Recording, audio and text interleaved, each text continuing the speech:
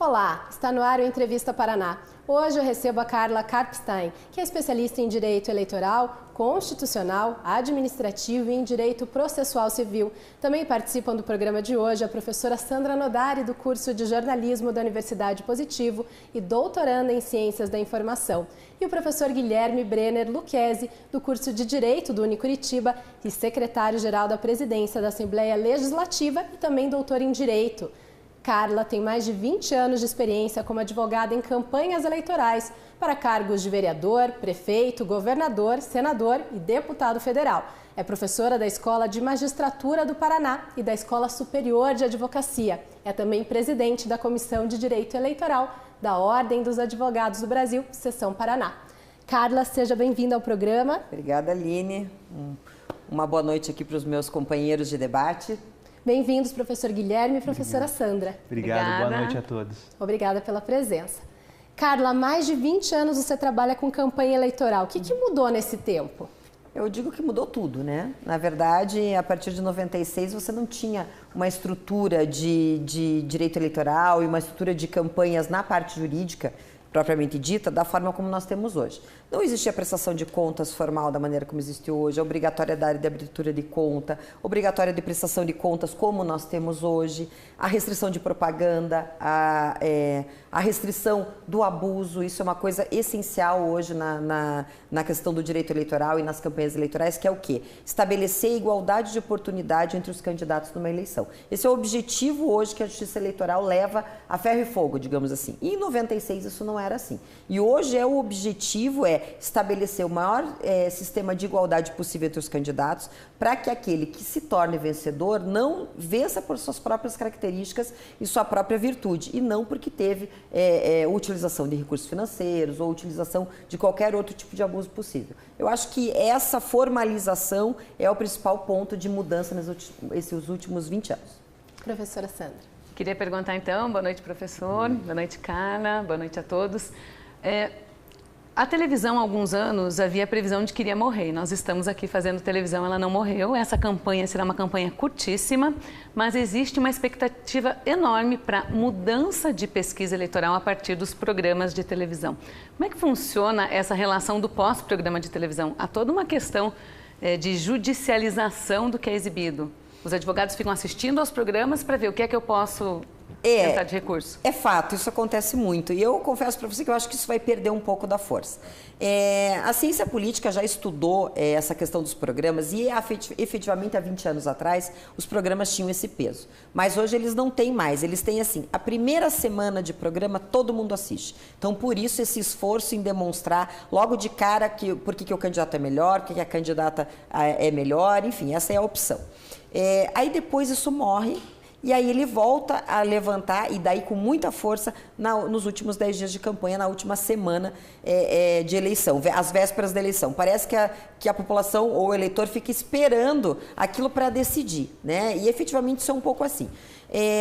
A gente está acostumado a fazer uma campanha há muito tempo em relação ao que pode e o que não pode na televisão. Por quê? Porque a televisão é um meio de comunicação de massa, você sabe melhor do que ninguém. Embora hoje a internet tenha roubado um pouco e muito disso. Então eu até comentava aqui um pouco antes do programa que hoje eu passei a minha manhã fazendo justamente um peticionamento sobre fake news no Facebook. Então hoje isso é um volume talvez maior e de maior embate jurídico do que a própria televisão será nesse ano. Não sei, nós vamos descobrir daqui uns dias, mas efetivamente sempre tem, porque os prazos são muito curtos. Então como eu entro com um programa de televisão, por exemplo, de governador, segunda, quarta e sexta, segunda-feira tem um programa que violou de alguma maneira, eu tenho 24 horas para entrar com uma medida judicial, e assim eu vou enrolando. Então, por isso que é tudo muito ágil. Mas, efetivamente, esse é um ano, já em 2016 a gente já sentiu isso, e esse ano está muito mais forte, onde a internet toma muito do nosso tempo na parte jurídica de campanha. E o ministro Luiz Fux tem dito que existe a possibilidade de uma campanha baseada em notícias falsas, em boatos, em notícias falsas construídas, né? Ser cancelada. Existe mesmo essa possibilidade de anular uma eleição? Não, na verdade, assim, acho que o que ele quis dizer, e é uma linguagem difícil mesmo de dizer para a população, é que uma candidatura pode ser cassada por um abuso de poder político, um abuso de uso indevido dos meios de comunicação, e eu acho que ele encaixou isso em relação a essa configuração de abuso. Do quê? Da mentira. O abuso do que a gente se convencionou chamar de fake news, da mentira na internet, da mentira na televisão. A televisão, isso não acontece muito, porque o programa eleitoral ele é muito travado. Então, se houver uma mentira no programa eleitoral, imediatamente vai sair do ar, vai perder o tempo de televisão, não volta para o ar. Na internet, essa regulação é impossível. É muito difícil, é enxugar gelo, eu digo que a gente fica enxugando gelo. Então, eu acho que ele quis dizer isso, que em uma série de abuso, efetivamente, pode uma candidatura ser cassada com base nisso. A gente viu aí uma eleição, talvez, do maior país, ou do país de ponta no mundo, que é os Estados Unidos, a eleição do Donald Trump, justamente com base, ou que tendeu a ganhar a eleição, uma eleição muito apertada, por conta de fake news. Essa não é a primeira eleição que a gente tem com internet, né? Ela já vem há algum tempo, mas muito se vê aumentar a dimensão que a internet pode ter nessa campanha. Tem aparentemente dois extremos. Há candidatos que estão investindo fortemente em grandes coligações que vão garantir um tempo de televisão crendo na mídia tradicional, e há candidatos que apoiam sua candidatura 100% no tempo de internet. Como é que você avalia essa diferença do uso dos dois meios, onde tem uma potencialidade maior, onde tem uma potencialidade talvez não tão grande de afetar o eleitorado? Veja, na verdade, assim, hoje o candidato que tem uma boa estrutura, ele está nas duas pontas. Ele está tanto num bom programa de televisão, com uma boa coligação com o tempo, quanto na internet de uma maneira mais disseminada, digamos assim, né?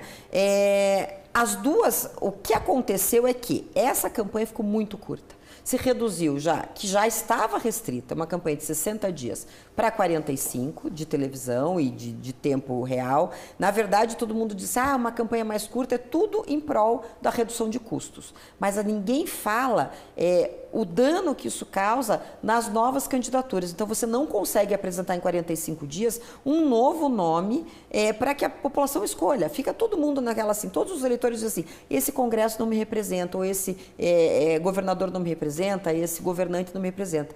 Mas quem representa, né? E como que ele busca esse representante? Porque às vezes esse representante não consegue chegar até ele. E a internet é o meio que mais permite isso acontecer. Então, o que aconteceu? Quem não tem tempo de televisão, e efetivamente o tempo reduziu muito, né? Nós tínhamos, por exemplo, em 2014, vamos pegar a eleição que é referência à eleição geral. 2014, nós tínhamos um candidato com cerca de 12 ou 15 minutos na televisão. 2012 também, 17 minutos. Hoje acabou primeiro, porque não tem esse tempo todo. Começa por aí. Então, quem mais tem 3 minutos. Então, essa proporção também diminuiu muito. E sobrou para quem não tem tempo, que é uma grande maioria, justamente o quê? A internet, que é o meio, digamos assim, mais democrático. Por quê? Porque ele não tem custo.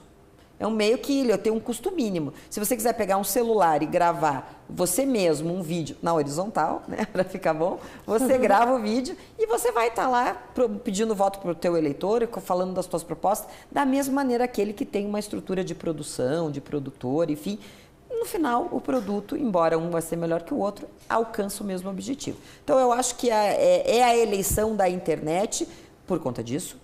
E por conta do fenômeno que o Brasil vem sofrendo, não é o Brasil, é mundial, mas o Brasil especialmente, depois que eu brinco, pós-Terra Arrasada, pós-Lava Jato. Então você tem um novo fenômeno que é o quê? Surgiram movimentos e grupos diferenciados que trabalham eminentemente na internet, produzindo conteúdo verdadeiro, mas muito conteúdo falso. E a gente vive nesse mundo meio virtual hoje. Agora, como que funciona o trabalho do advogado nesse momento, a campanha eleitoral, nesse mundo da internet? Como que fica? É bastante animado, digamos assim. A gente sempre esbarra na questão da tecnologia. Eu brinco com isso todo dia, né? Falei, gente, eu acho que a nossa petição tá linda, mas como é que isso vai funcionar no mundo virtual, lá no Facebook, lá no Twitter, lá no YouTube? Como que isso vai funcionar? Então, a gente esbarra um pouco na questão da tecnologia. Acho que os advogados vão ter que começar, falo por mim, a se especializar mesmo até na questão tecnológica disso. Acho que isso é interessante. E nós temos trabalhado assim, você se depara com uma coisa na internet, ou você, alguém da campanha, vai encaminhar o jurídico analisa se aquilo há uma violação efetiva da legislação eleitoral, fundamentalmente hoje é fake news. O que acontece? Se pega uma postagem, por exemplo, da identidade visual da campanha, e lá tira-se o texto original e se insere um texto falso, um texto agressivo, ou um texto falso, ou um texto mentiroso, e aquilo, à primeira vista, a pessoa tem certeza que aquilo é da candidata A, do candidato B, do candidato C.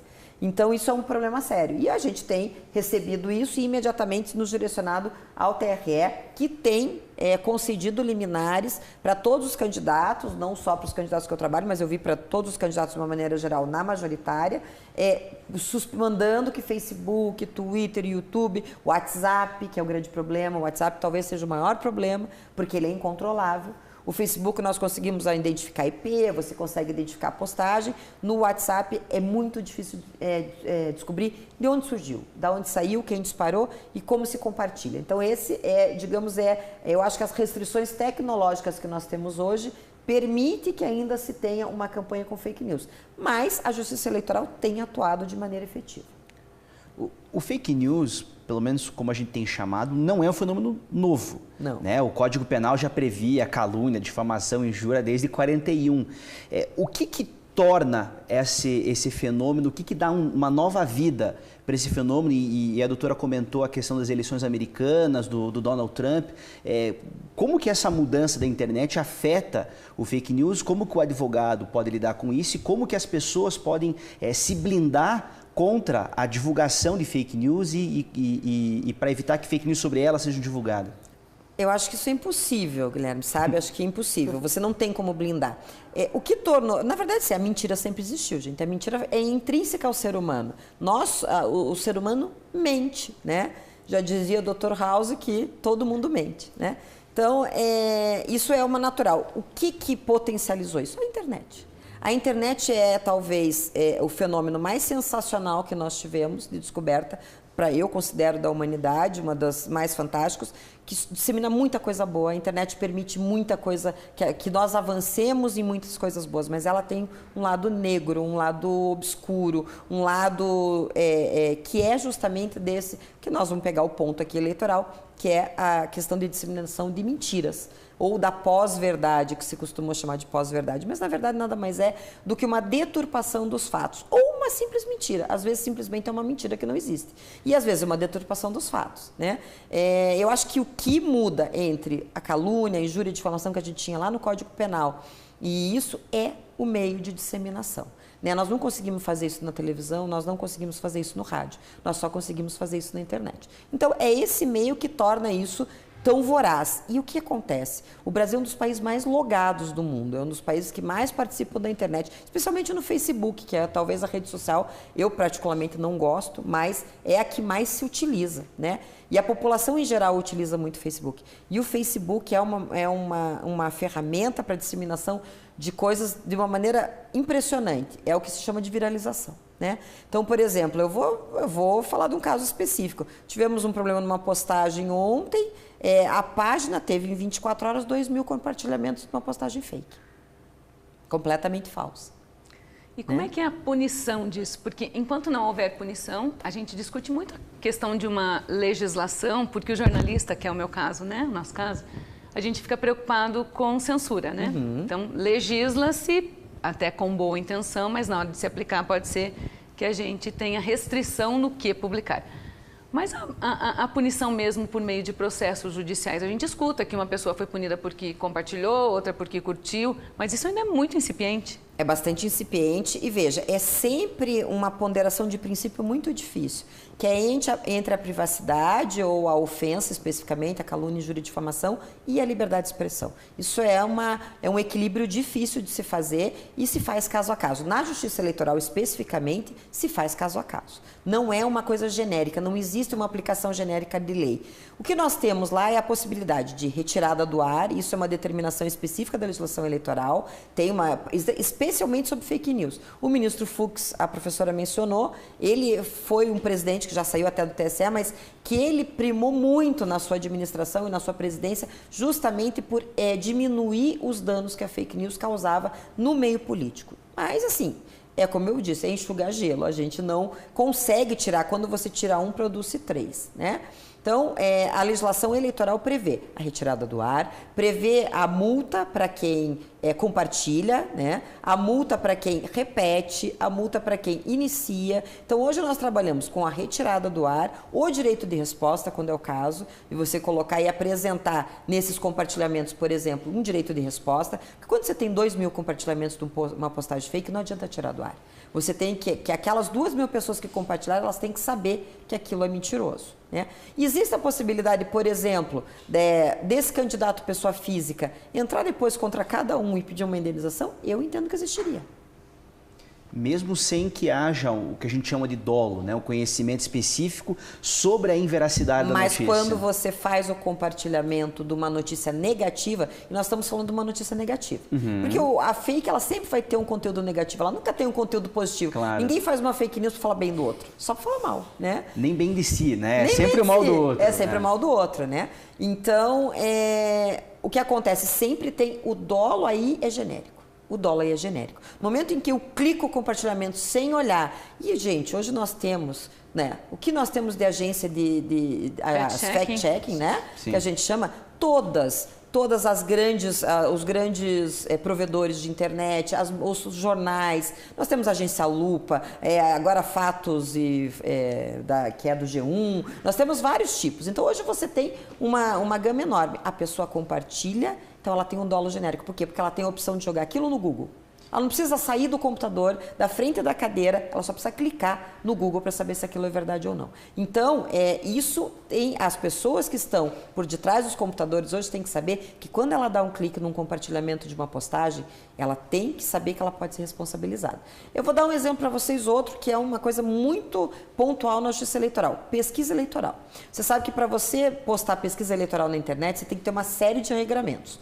Quando, por exemplo, você recebe lá uma postagem de uma pesquisa fake, o candidato A está com 60%, o candidato B está com 20%. Quando isso é mentira e você compartilha, a multa mínima é de R$53 mil para quem compartilha uma pesquisa dessa. E já aconteceu, eu já arbitrei multas assim, já tive clientes que receberam multas assim, pelo simples fato de clicar o compartilhamento. Então, precisa uma mudança de postura de quem está utilizando a rede social nesse sentido. Porque o fake news só existe por isso, né? A pessoa emocionalmente ela se convence, ela gosta daquela notícia e ela pensa, eu acredito nisso, então que as pessoas saibam que eu acredito nisso. Ela quer acreditar. Ela quer acreditar e ela quer esfregar ainda na cara do outro, né? Olha como eu tenho razão. Eu acho assim que é mais do que isso. A pessoa é meio malvada mesmo. É uma coisa mais para maldade sempre. Especialmente porque quando você posta uma notícia boa, isso já foi feito testes na internet. Posta uma notícia positiva de alguém e posta uma negativa para você ver o número de compartilhamentos que você tem. Então, é o espírito mesmo já daquela questão mais de embate, de uma coisa mais de reprovação. Talvez a psicologia explique isso de uma maneira melhor, né, do que a gente explica normalmente, mas na política isso exacerba. Por quê? Justamente porque os ânimos aí, nós temos muito A contra B, né? Aquela coisa de... E nós estamos vivendo no Brasil uma coisa muito assim. É o A contra B, você não tem um meio termo, você está vivendo uma guerra. Polarizações. Exatamente. E na tua experiência, Carla, essa reparação por meio da resposta, ela consegue alcançar o mesmo impacto que a notícia negativa, falsa, foi divulgada antes? Não, nunca vai conseguir. Como o direito de resposta normal que a gente fazia na TV, no rádio, no jornal, na revista, também não alcança, né? É o mesmo espírito. A pessoa que está lendo aquilo também não vai ter o interesse de ler a notícia boa, ela só quer a notícia ruim. Mas o que acontece? Se a tecnologia determina que quando eu tenho 2.000 compartilhamentos e eu mudo uma postagem já com direito de resposta, esse compartilhamento vai para as 2.000 pessoas obrigatoriamente, aí eu vou, de qualquer maneira, aquilo vai pelo menos anular, né, um pouco o efeito danoso que a primeira postagem teve. Veja, não é o ideal, mas é o que se tem hoje, e até porque você trabalha com uma coisa que é impossível de se controlar, que é o volume de dados que você tem na internet. Então não tem como. Até porque desses 2.000 compartilhamentos, nós estamos num segundo momento, até a gente tem estudado muito sobre isso, eu tenho estudado particularmente, como que você chega ao ponto de saber se aquilo são pessoas físicas, são pessoas que estão atrás do computador, ou se você tem um sistema de boots, né, dos robôs que controlam lá 20, 50, 100 perfis ao mesmo tempo, e aquelas pessoas não existem. Vou dar um exemplo, o meu Facebook mesmo, eu tenho recebido, desde que começou a campanha eleitoral, 40, 50, 60 solicitações de amizade por dia. Isso é muito visível que aquilo ali tem muito a ver com a questão dos boots, dessa questão automática de páginas, de pessoas fakes, etc. E como que as campanhas trabalham para combater os robôs? Veja, isso é uma boa pergunta. Tem que combater com tecnologia, a gente tem feito isso, e a busca é proibido pela legislação eleitoral usar esse tipo de ferramenta, né? Aí você tem assim, mas é um influenciador digital. O influenciador digital é uma pessoa física, que por razões A, B ou C, ele tem lá 50 mil seguidores, 100 mil seguidores, e você pode utilizar isso para destacar sua campanha. Ótimo, isso é permitido. Mas eu não posso usar pessoas que não existem para criar um estado mental. E é isso que nós temos um artigo muito antigo do Código Eleitoral, que é lá de 67, que fala, é proibido criar estados mentais desfavoráveis ou favoráveis através da campanha eleitoral. E nada mais quando você tem um grupo de robôs trabalhando em cima de uma mensagem específica ou de um candidato específico ou contra outro candidato específico, que você criar estados mentais falsos que vão influenciar de uma maneira ou de outra no resultado da eleição. Qual que é o objetivo hoje de tudo isso? É que o eleitor busque conhecimento real do seu candidato, da quem ele quer escolher como candidata e como candidato, né? E que ele não se deixe levar por essa rede, né? A gente vê isso muito quando você fica às vezes na internet um dia e uma notícia explode quando o teu vizinho nunca ouviu falar daquilo, ou quando isso não se reflete numa pesquisa de opinião. Né? A gente tem visto isso muito, não se refletir numa pesquisa de opinião. Então, muitas vezes, aquilo dali existe só naquele mundo. E a gente acha que, na verdade, está no mundo real e não está. Interessante. Eu estava lembrando agora que você comentou no começo da fala sobre a eleição americana e me parece que uma forma interessante que há de se proteger é cuidando com as permissões de acesso ao perfil. Porque uma coisa que aconteceu lá é que quando você entra numa daquelas pesquisas, qual personagem de qual série você é, você dá a possibilidade de acessar o perfil e aí eles geram notícias falsas que são diretamente relacionadas àquilo que você mais se preocupa. Quais são os teus medos, quais são as suas preocupações? Esse é o segundo ponto, que é a impossibilidade de controle. Por quê? Porque nós sabemos o seguinte, quando você está na internet, você está numa rede social, você tem um logaritmo próprio, né? Que é um algoritmo próprio, aliás, um algoritmo próprio, que é feito, direcionado para você. Então, ele sabe onde você clica, se você a viagem que você gosta, os produtos que você compra, o que você adquire, e tudo aquilo é formatado para que você só veja aquela bolha, que chama-se bolha digital. Então, por isso que eu não gosto do Facebook, né? Então, você entra ali e você vai estar sempre vendo pessoas falarem as mesmas coisas que você. É difícil você ver uma pessoa que fala uma coisa completamente diferente do que você está acostumado a seguir ou o que você prefere. Então, a gente criou bolhas na internet muito grandes. Então, tudo isso acaba se tornando de uma maneira muito superficial e eu acho que falseia a realidade. Essa é a verdade. Falseia a realidade. E volta aquela discussão. A pessoa diz assim, mas esse Congresso não me representa ou esse governante não me representa. Mas primeiro, você sabe quem te representa? Você sabe se aquilo que você recebe todo dia, que você consome todo dia, nos teus perfis de Facebook ou nos teus perfis de e-mail, porque o e-mail faz a mesma coisa. Você abre o teu e-mail, tem lá aqueles e-mails que são spam, eles também estão trabalhando em cima disso. Você sabe se aquilo que você recebe também é o que você quer? Então, eu acho que a gente traz uma discussão que é de todas as áreas, como é do jornalismo, é da educação, é do direito, a gente traz para o direito eleitoral. E é só que aqui o dano é muito grande, porque você, no mínimo, fica 4 anos com o problema, se você escolher errado. E se você escolher com base num erro de internet, né? Então, a gente está lidando com isso hoje e, efetivamente, por mais que exista já desde 2012, 2014, todo ano isso tem ficado pior. E em relação aos boots, esse ano efetivamente isso explodiu. E a senhora tem perspectiva de que esse trabalho todo de fake news, né, de boatos, vai influenciar muito nos resultados? A gente tem que se preocupar muito, porque essa eleição parece uma eleição bem indecisa, né? Parece que realmente nessa campanha curta aí de 45 dias, tudo vai se decidir. Isso já é um problema, por ser um espaço muito curto. E aí, vindo com essa possibilidade de trabalhar mesmo com fake news, com robôs, o que é que a gente tem de expectativa, né? Eu acho que vai ser marcante essa eleição. Eu acho assim, que nós vamos ter uma ideia como que isso vai funcionar na prática na eleição presidencial. A eleição estadual nós também vamos ter. Por quê? Porque hoje, na verdade, uma média brasileira, no mínimo, a metade da população não sabe quem vai votar. No mínimo. Aqui no Paraná, por exemplo, 60% das mulheres não sabem. Né? E quando você pega para candidato a deputado estadual e federal, isso piora. Por quê? Porque você tem muito mais volume de candidatura. Então, assim, nós vamos descobrir de uma maneira muito forte isso na eleição presidencial. Por quê? Porque nós temos uma candidatura especificamente construída, que é a candidatura do Bolsonaro, construída em cima de uma base de internet. Ela foi construída dessa forma. Ele sobrevive dessa forma, tanto que ele mesmo disse que não participa mais de debates. Por quê? Porque o mundo dele está na internet. Né? Então, nós vamos descobrir se essa projeção ela vai se verificar efetivamente na urna ou não. Eu acredito que não.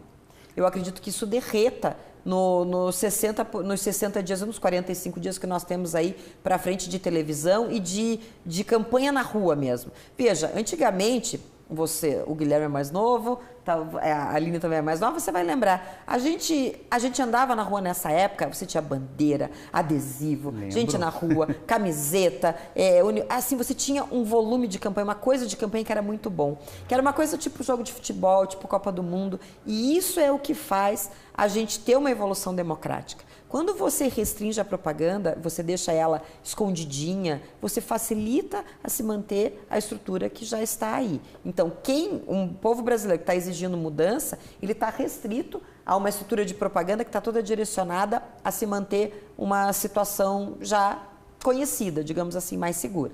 Mas, pelas pesquisas de opinião, a gente vê que o povo brasileiro é um tanto rebelde. Né? Agora, de que forma o candidato que é responsável pela criação dessa bolha digital consegue controlar e acabar tendo uma visão externa e não estar preso dentro da bolha achando que, na verdade, está muito bem quando não está? Né? Não seria esse um perigo dessa risco enorme, isso é um risco enorme, enorme. É uma área segura, é uma zona de segurança, mas ele precisa sair dali, ele precisa ir para a rua, não tem outro jeito. Precisa ir falar com as pessoas, precisa fazer reuniões, precisa dar entrevistas em outros lugares, fazer debates, os debates de 2 ou 3 candidatos, esses debates menores, não só os de televisão, mas os debates que federações fazem, que organizações fazem. Isso é muito bom para levar a nichos específicos, né? Os temas daquele candidato. Então, esse candidato tem que sair da sua bolha. É muito lógico que é muito mais assustador ser criticado. Eu ouvia hoje uma entrevista do candidato a presidente Ciro Gomes, onde ele comentava esse fato de não participação em debates. E aí ele dizia assim, você não pode viver numa bolha onde você não tem crítica.